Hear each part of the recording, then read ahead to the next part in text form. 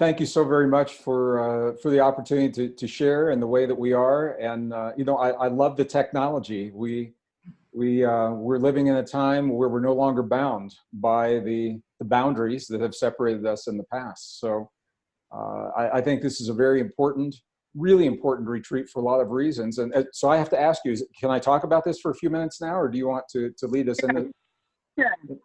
Yeah, go ahead. Yeah, well, thank you for that. You know, and I'm thinking about this as I'm listening to the introduction, and of course, I'm looking at the speakers that are with us today, and all the people that are contributing, and where I have been in the world over the last year. And what I'm really coming to understand, Teresa, is that it's no longer enough to be an expert in a single field of science, because nature simply does not work that way. Nature does not know about the compartmentalization between physics and chemistry and math and geology and biology. Nature is a field.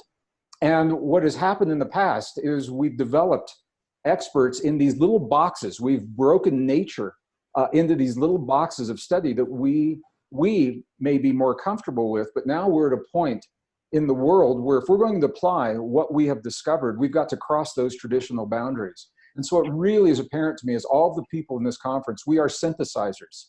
And the world is ready for the synthesis of the knowledge as well as the wisdom. And I'm going to break those into two different categories: the knowledge, the science of the nuts and bolts and how things work, the fact that the field exists and our relationship to the field. But the wisdom is how we apply that relationship in our lives in a meaningful as well as a healthy way. How do we thrive in the presence of the chaos, not just survive, but thrive? And this is where I am really excited. I guess I'm going to give an example, just a quick example. I think most of our viewers know I'm a degreed geologist. And I remember when I was working in the industry back in the 1970s, and we were measuring the magnetic fields of the Earth as they were fluctuating and as they were declining.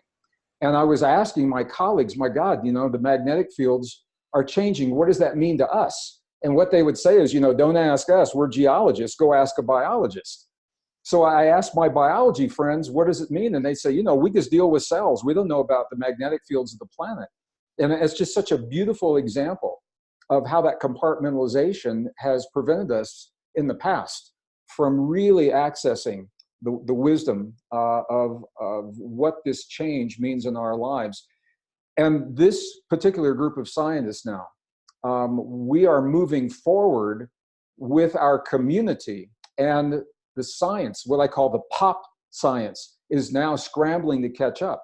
So the science is scrambling to catch up with meaningful connections in terms of their discoveries with what it is that we are finding and how it applies in our lives. And I couldn't think of anything more exciting. So I'm honored. I'm very excited to be part of this conference coming up in July. And I won't take any more of your time right now, but I just wanted to say that the new discoveries are supporting this synthesis in such a beautiful way.